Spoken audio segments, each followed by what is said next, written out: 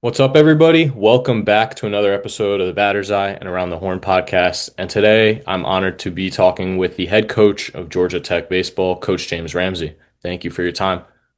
Absolutely, Aiden. Glad to be here, man. And we'll get right into it. A lot of people have said, you guys have one of the best rosters in the country this year, both on paper and with the guys that you guys bring back from last year and the talent brought in through the portal. And this is your first year as a head coach going into this year. You're just under 2 weeks away actually from opening day. And going into the season, what's your mentality? What are you preaching to these guys to start out strong and show the country what this team is built of?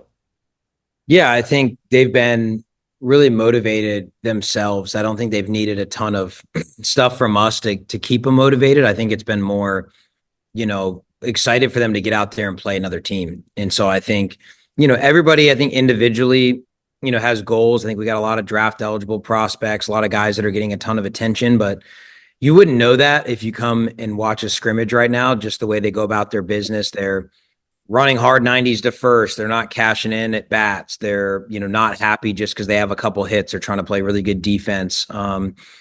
I think on the mound, guys have worked extremely hard. I think, we don't get to work with them over the break, but they've come in. Guys did a really good job of, making sure they're healthy, making sure they're ramped up and ready to go. And I think overall, I mean, it's such a special group from a talent standpoint, but who they are, is the thing that I think attracts us to this group so much is just they're great dudes. They like to have fun, but they are very focused and they definitely have a mission that, they want to accomplish. Yeah, and you talk about the talent on this roster, and that's what stands out from at least on paper. I mean, you talk about the names that are draft eligible, the names that got you guys honors for preseason All American and preseason ACC. And I want to build off of that a little bit. Last year, Coach Hall said that this was a team that he thought could win it all, and like I just told you, I think the roster this year is just as good, if not better. And so for a team that performed really well last year, won the ACC, made it to a regional, and played in my opinion, in the hardest regional in all of college baseball, getting stuck there with Western Kentucky, with Ole Miss, it was Murray State as well, right? And Georgia and you guys were there, so I mean that was one of the hardest regionals to play in, most scrappy regional by far.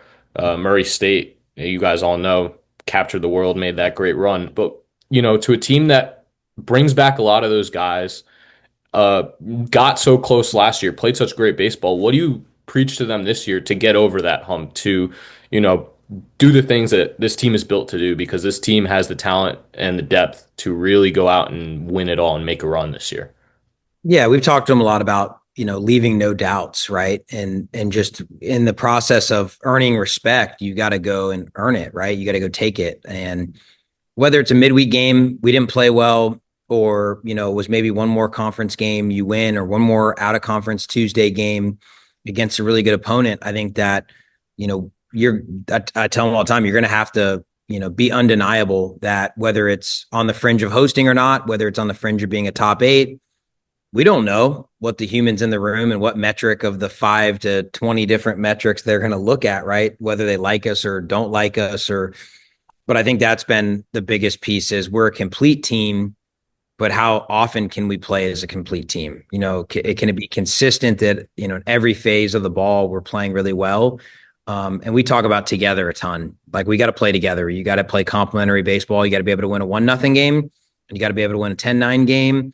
And you got to be able to win a game when it's warm and the ball's flying out of here and it's cold and the wind's blowing in, or you're on the road. Whatever it is, you have to be able to find more ways to lean on each other and just find a way to get it done. Yeah, and like I said, seeing, obviously that regional, every game was pretty tightly contested, close games, and you guys know that you guys could have been the best team there as well. And seeing Murray State do what they did, does that motivate the guys a little extra this year to go back and maybe even host? Because last year I thought you guys should have been hosting. A lot of people thought you guys should have been hosting. And so, I mean, a little bit more of an extension on like what is truly like leave no doubts, but what are the guys in the locker room like? Did that bring them closer to this year? Like, what is the message that they're preaching to each other? I know some of the guys are there, huge team leaders. I've spoke to them before about how they vocalize and like to lead the team, and so I know got a really good group of guys to bounce off good messages across each other. Yeah, I think their message, I mean, we have given them a lot of freedom to lead, and a player driven, clubhouse, is a really strong clubhouse, right? And we have the right pieces there to lead. I don't think they need, like I said earlier, any motivation. I think for them, it's more, we just got to focus on us. Like it really is about us. And can we play up to our level? Can we continue to pick each other up when a guy's not going well? And can we learn, how to ride the wave when things are going good? Can we not get content of, kind of being at the top? So, it's exactly where these guys want to be. They want the respect. They want fans to show up. They want fans to show up when we're on the road. I think that's why you do this. That's why every single one of these guys chose to come to Georgia Tech, and Yeah. they want to leave a lasting legacy behind. And they know to do that, they got to do some pretty special things. Yeah. And now I'm going to change things up just a little bit because you said this, and a fan question was quite interesting, and it tailors upon this. And I'll find out who asked this later, and I'll add it when I edit the video. But the question was, what would a national championship do for this program and also for you? So, that was the first question was for the program, but secondary, I want to ask as well, what would it do for you as a coach? Yeah, I think there's, been a ton of tradition here in the past. And so once again, you want to add to that. I think that, like other storied programs, whether it's college basketball or football or whatever, you have eras. And, we want to, kind of usher in this modern day college baseball. There's so much more attention, there's so much more parity, there's so much more resources being poured in. But I think, we're just at that pivotal point of in college athletics, athletic programs are having to decide which programs they really want to push and compete at the highest level. I think us doing that, I mean, obviously talking about and manifesting the vision of a national championship, I think is a big deal, big dream. I think, the guy I played for, Mike Martin at Florida State, never won a national championship, but you talk about the number of Omaha appearances, it was like 19 Omaha appearances, and never had a season where he lost or won less than 40 games and won over 2,000 games. I mean, I don't think any less of him as a coach. And I still think he's the greatest of all time, even though he didn't win a national championship. But no, I mean, you love to be able to hang a banner, and you can do that by winning a conference championship, like we did last year. You can do that by winning a regional or a super regional, and you can do that by winning or getting to Omaha. And so I think anytime that you're able to kind of hang a banner, right? Get a ring. That's a big deal that 20 years down the road, the relationships and the bus rides and the, friendships that are later on down the road are what you remember, but to have that physical, trophy or ring just to leave behind is just symbolic of all the things you're able to do, not just as a team, but for this community, for the city of Atlanta, and for Georgia Tech, alumni and fans all across the country. Yeah. And I mean, you're succeeding someone who is legacy.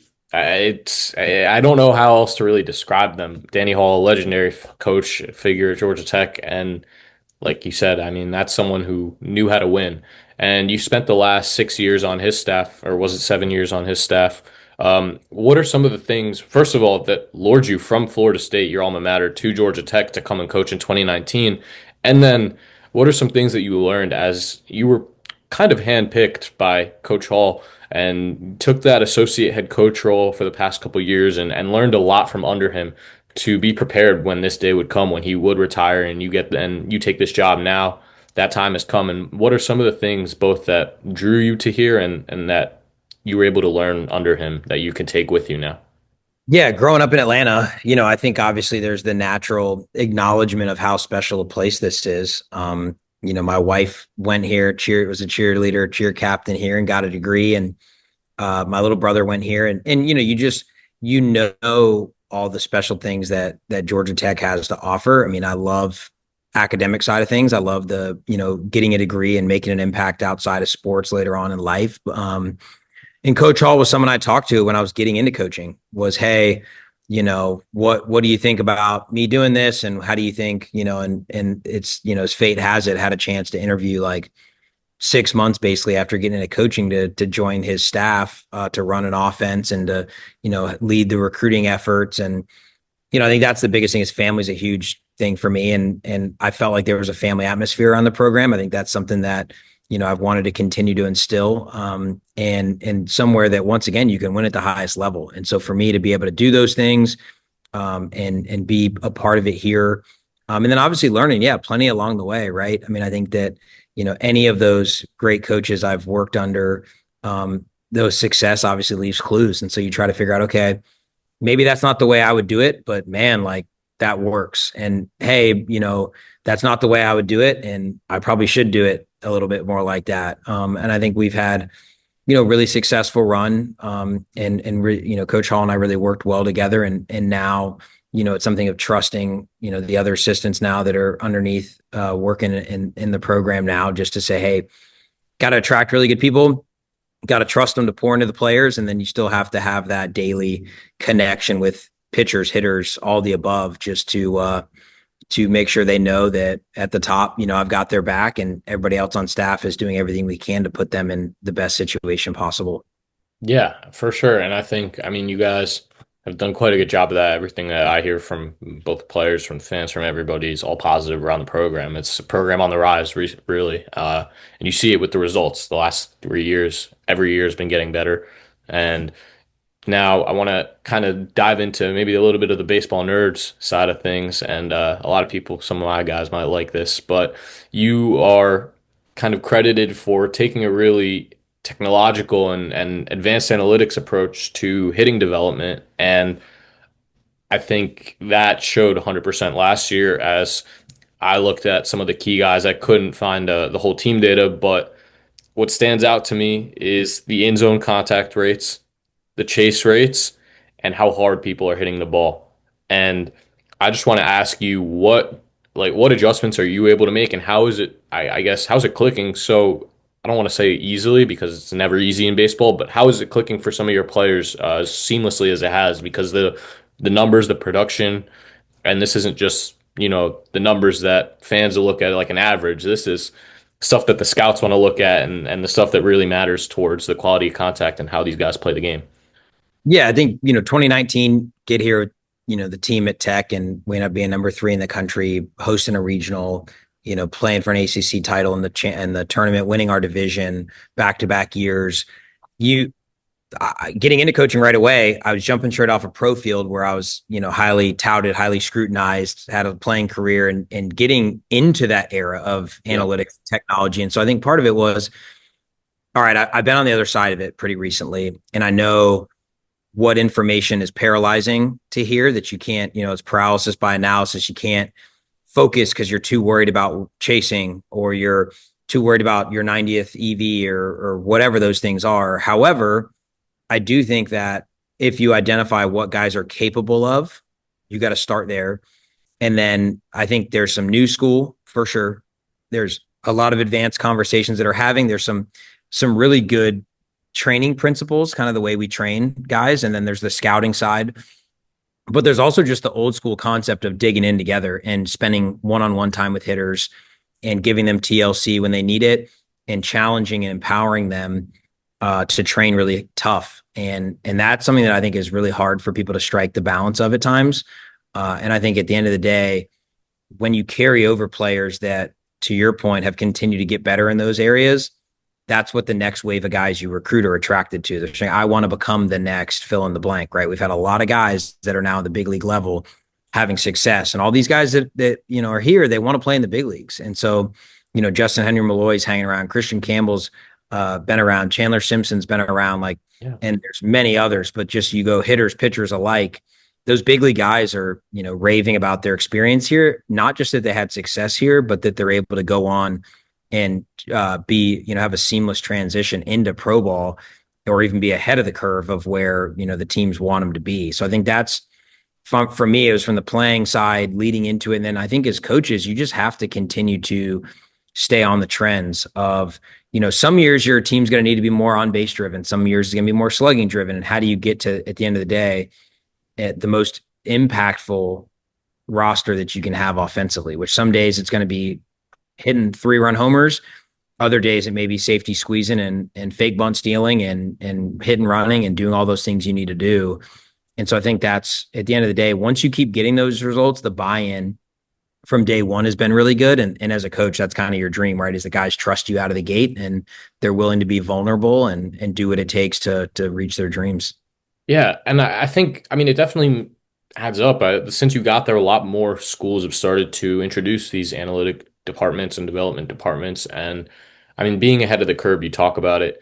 Now, you guys are truly, really ahead of the curve because everybody has been able to implement this data. And so going into this year, like you said, you have guys that can impact the offense in every way.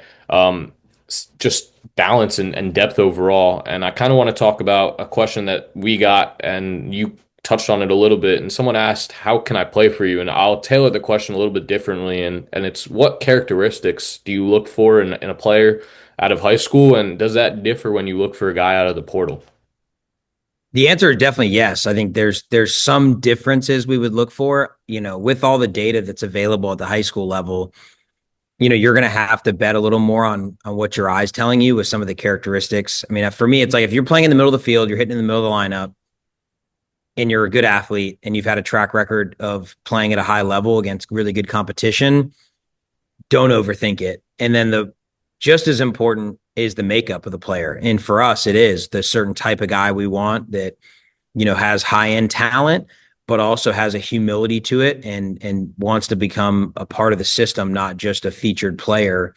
And they're used to, going through it. Like I think as many of the success stories you have of guys that we've played as freshmen, and we've played as many freshmen as anybody in the country, it's the guys that are freshmen that play sparingly or have a role that then turn into really good players as sophomores. And out of the portal, I think you're looking for obviously some level of project. I like multi-year transfers. One and dones are awesome. It's great. We had a good track record of doing that. But when you can bring a guy in like Kent Schmidt, it's his second year in the program, you're able to see a big jump. Guy wins the batting title year one, and now you're looking to polish his game up even more. But I think in that case, you do get a little more niche based on position, based on batter handedness, based on, like you mentioned, some of those advanced profiles. Where in high school, we still want to bring in high school guys, let them grow in the program. And they're, between Lackeys and Hernandez and Burris and Curse and, guys that have been around and on the mound. We got 3 freshmen this year that are incredible. Yeah. Those are the things you look for because the long-term, development is the most fun, and B, you're going to see the most reward gain for some of those because you have multiple years to work with guys. So I think that's the thing, is competing at a high level, playing multiple sports, being a good athlete, and then being well-rounded in the classroom, having some leadership, maybe things that you're doing outside of just baseball, are things that are attractive to us as a staff. Yeah. So I've just one more question before I want to get into two fan ones, a couple funny ones. And this one, if you can't talk about it, just let me know and I'll edit it out. But I wanted to ask about, just with the speed of how things have been changing, like the rule changes, both, I mean, NIL as well, that everyone knows about the impact that's had, but just the rule changes around the sport itself with shortening the transfer window and everything that's happened over the past, I'd say, 4 or 5 years that's impacted baseball. In what ways, from especially, moving up and now being a head coach and also being the director of recruiting, like what ways does that just hinder you and kind of, or make things difficult, especially working with players, in season towards the postseason when things start to happen with the portal? I mean, now it's happening earlier than ever. Like guys are leaving mid regionals.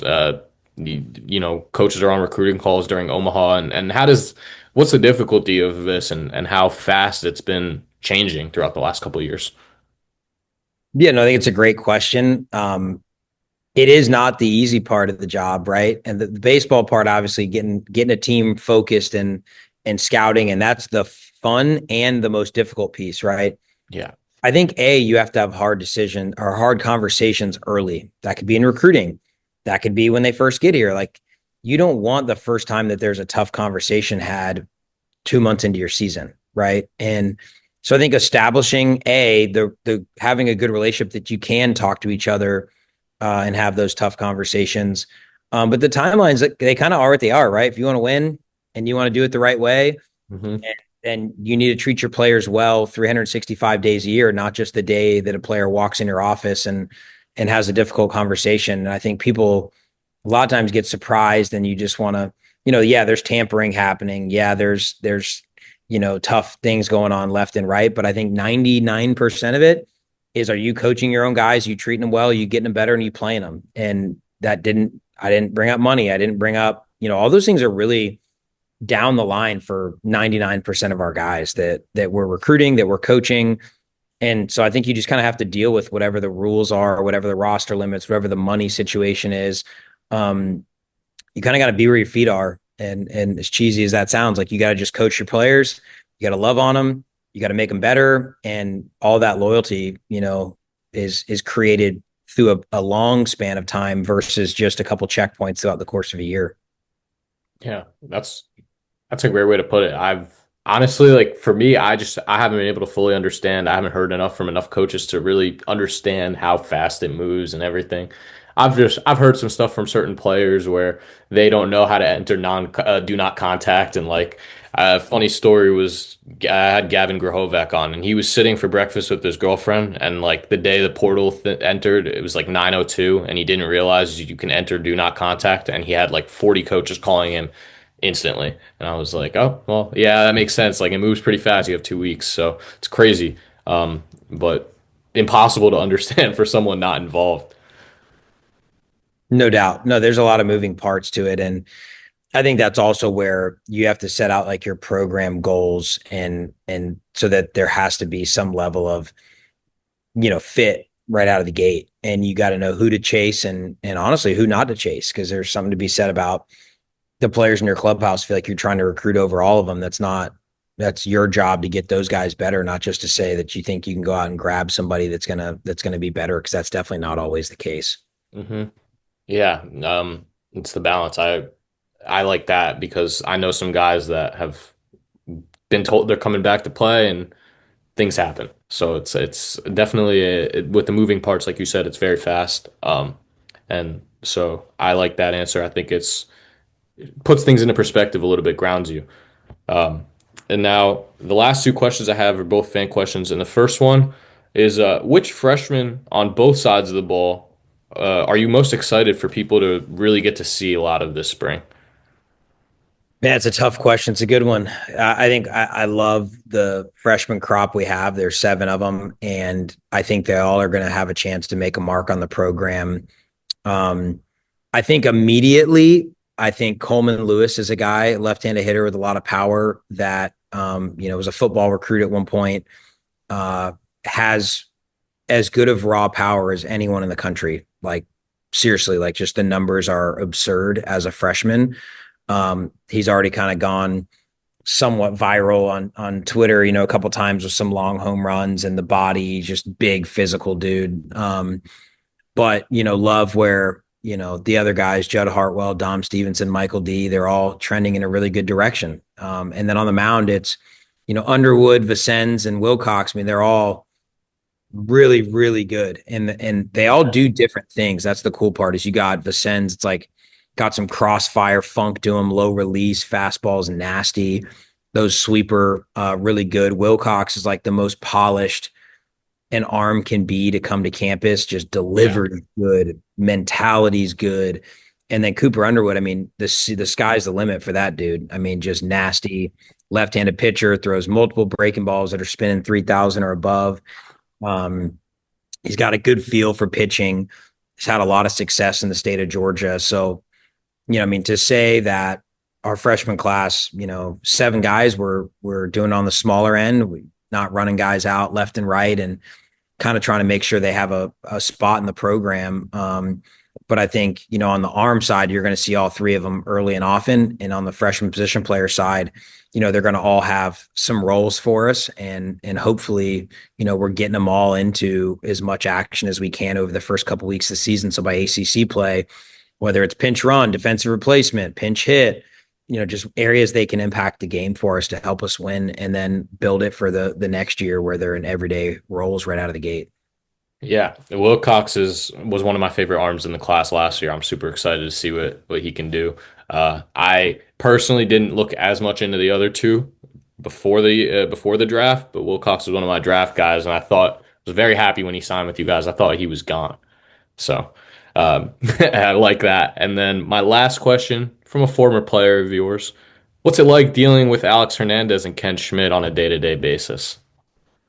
Yeah, so I could probably peg it to Kyle Lodi's himself, Yes, and some of his former brothers. But you know, we were the cool part is, Lodi's comes in for one season, right? I'm sure you guys can bond over the Yankees fanhood, even though now he's fully loyal to the White Sox. I But know. but you go through it and you're like, that guy came in and was so good for us on the field, but was also, great off the field. And Hernandez was like his little brother. And Schmidt, they had a lot of good chirps. And that group, that's where, like I said earlier, is like they like to have fun, but they do a really good job of knowing when it's time to lock in, time to play the game.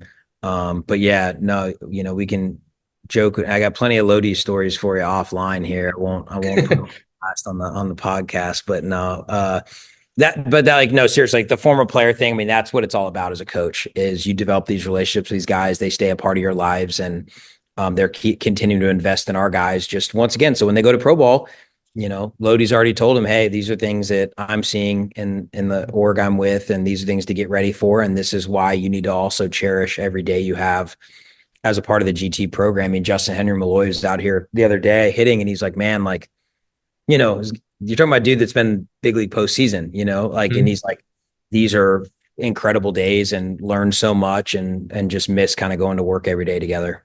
Yeah. That's a great story, great impact. And I'm I was rooting for the Tigers, so it's a bit of an issue on my end. Like I needed them to beat Seattle after the whole Raleigh and Judge debate. The fact that people thought Raleigh was MVP. I know that's sore subject on your end, but and that's Big Cal Raleigh fan, man. Cal's a stud. So, yeah, I know. I knew with the FSU spot, I knew I would have to bring it up at some point and take the stance. But yeah, I appreciate it. That's all I have for you today, Coach. We will definitely be seeing you in Atlanta. Can't wait to go and watch your team play. And good luck for the boys this season. yeah, live broadcast, man, coming from ATL. We got to bring it out, man. Make Let's it do it.